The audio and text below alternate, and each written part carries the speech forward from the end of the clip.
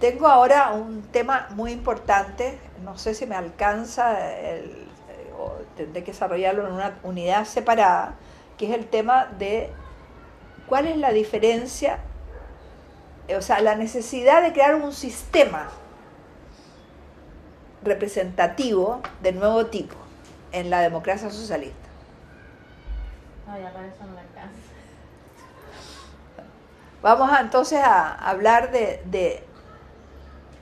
está bien la participación, se habla mucho de democracia directa, ustedes han oído hablar de democracia directa, la democracia ateniense en Grecia, ¿no? Bueno, se definía como democracia directa, la gente en grandes asambleas se pronunciaba, se suponía que todos eran ciudadanos, se hablaba de ciudadanos, no de ciudadanas, porque no sé la mujer qué papel jugaba, mucho menos los esclavos, ¿no? Pero bueno, ellos se decían la democracia perfecta.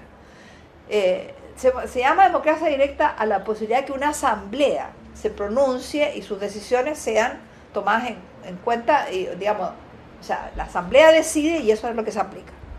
Bueno, pero esas asambleas, ¿dónde, en qué espacios se pueden realmente hacer y para que en ellas se practique la democracia? Ya decíamos, evidentemente con asamblea de 2.000 o de 4.000 o de 200.000 personas, imposible, ¿no? Entonces, esa democracia directa en Venezuela, en otros países habrá otras experiencias, se practica en los consejos comunales, se debería practicar en los consejos de trabajadores, ya en el taller, ¿no es cierto?, o en los consejos estos de educación, de cultura, etc.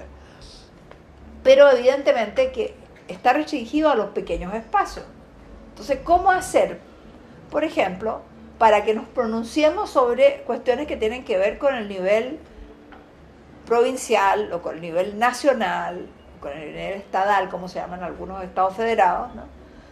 Evidentemente que allí no puede haber democracia directa. Tú no puedes citar a los ciudadanos y ciudadanas de Pinar del Río a pronunciarse sobre una política de Pinar del Río, ¿no? Ni tampoco, evidentemente, a los ciudadanos de Caracas para pronunciarse sobre el transporte en Caracas, ¿no? Entonces, evidentemente que hay que crear algún sistema de representatividad, o sea, de delegación. O sea, yo tengo que elegir a alguien que vaya a un lugar donde no todos podemos estar, ¿no? Como el sistema representativo burgués está tan deteriorado, o sea, la gente lo rechaza porque la persona que se supone que lo representa fue electa en un acto, en una urna, y luego el representante se separó del representado o del elector, nunca lo consultó, nunca rindió cuenta, entonces hizo lo que quiso. Mientras era campaña electoral, muchas promesas, cuando ya es electo, no cumple ninguna promesa y no hay ninguna forma de relacionarse entre el elector y el representante. Por eso es que en Venezuela se ha rechazado el término representativo, la democracia representativa se ha rechazado. Pero yo insisto en que tiene que haber algún sistema de delegación. En Venezuela lo han llamado vocería al que es electo, ¿no?, para hacer funciones en relación con un grupo, se le llama vocero, no se le llama representante. Yo creo que la palabra vocero es importante porque vocero significa la voz de. Si tú no eres la voz de, no eres vos, o sea, y puede ser revocado, ¿no? Entonces, ¿qué digo yo? Que nosotros en el socialismo no tenemos que eliminar todo sistema de representatividad, que nosotros criticamos la democracia representativa burguesa, no por ser representativa, sino por ser poco representativa, porque los representantes no representan realmente a los electores, ¿no? O sea, no son la voz de los electores, se separan de los electores. Por lo tanto, ahí hay unas discusiones con algunos compañeros que no quieren entender de que no solo puede haber democracia directa, sino que también tiene que haber otro tipo de democracia que hemos preferido llamarla democracia delegada o de delegación o de vocería, para no emplear ese término que produce tanta urticaria a mucha gente, que es el del representante. Ahora entraría rápidamente, que sería la parte final, las características de estos representantes. Profundizando la idea del sistema que necesitamos de vocería, delegación, ¿no? O sea, el gran desafío del socialismo del siglo XXI es construir un nuevo sistema de representatividad que llamábamos, ya decíamos, de delegación o vocería, ¿no? Que sea realmente democrático, que sea realmente la expresión de los sectores populares, de los trabajadores, de la sociedad en general, ¿no? Se trata de impulsar un proceso de toma de decisiones por parte de la sociedad, no por parte de 4 o 5 personas por ahí arriba, ¿no? En todas las esferas de la vida social. Es decir, un proceso de socialización de la toma de decisiones, ¿no? En que las personas electas sean electas a partir de asambleas de comunidades o de centros de trabajo o grupos de interés y rindan cuenta ante esos electores, ¿no?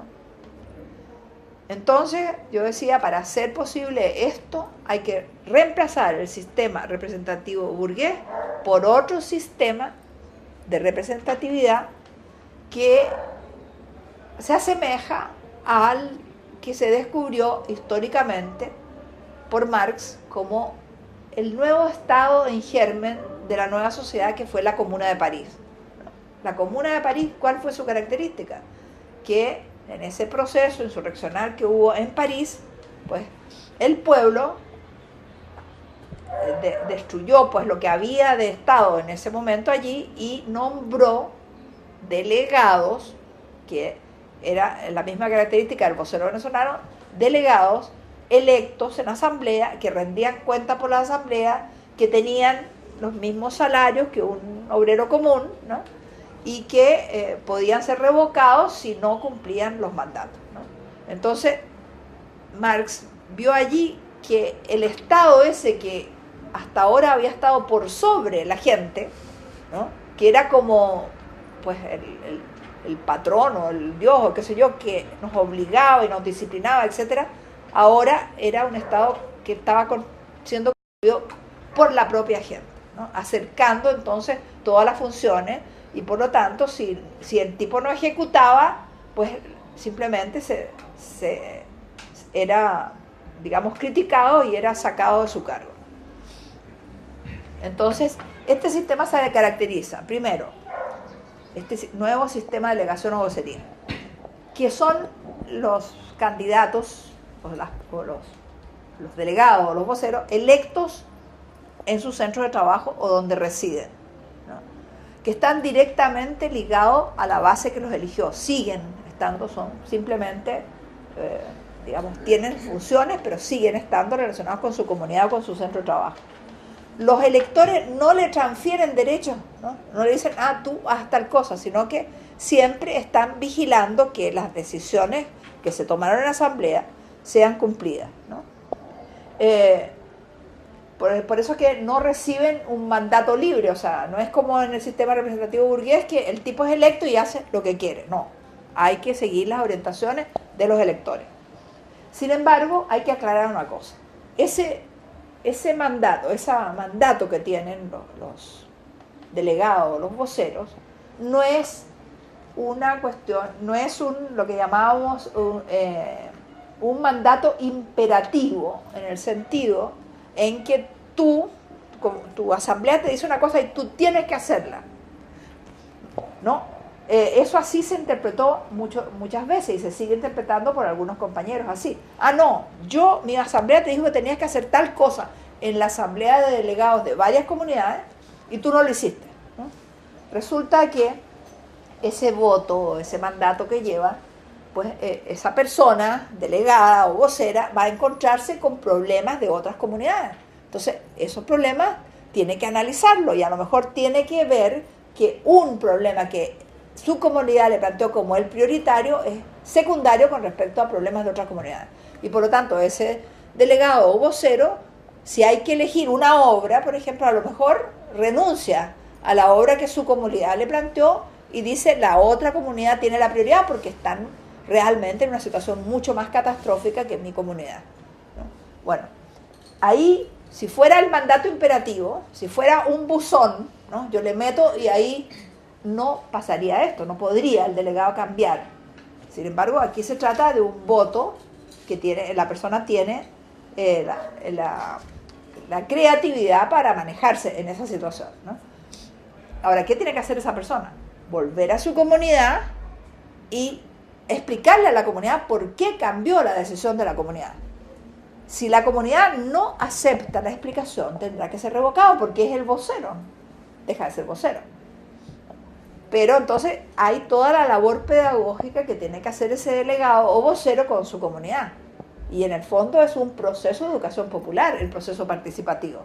Ahora, si la comunidad no es capaz, porque no tiene la madurez ni la solidaridad, ¿eh? Y si todavía reina un espíritu egoísta, bueno, uno dice algo, generalmente dice, los países tienen los gobernantes que se merecen, ¿no? Bueno, aquí sería igual. La comunidad que no es capaz de ser solidaria con la otra comunidad, pues no tendrá ese representante, tendrá otro que será mucho más individualista, etcétera, hasta que madure, pues, ¿no?